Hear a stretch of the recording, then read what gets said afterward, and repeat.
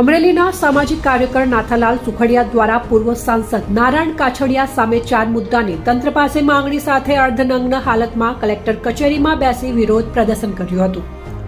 અમરેલી જિલ્લાના દેવભૂમિ દેવળિયા ગામના સામાજિક કાર્યકર દ્વારા ભાજપના સિનિયર નેતા અને પૂર્વ સાંસદ નારાયણ કાછડિયા સામે મોરચો માંડવામાં આવ્યો છે।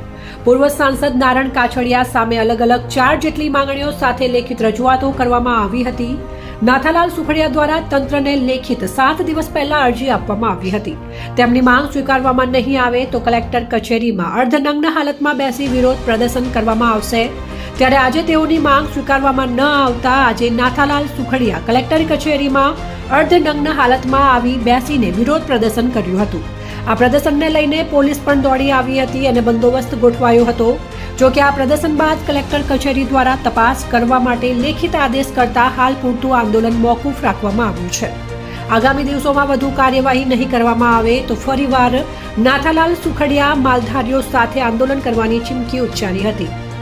વેરજી શિયાળ, ખબર વડાલી, અમરેલી।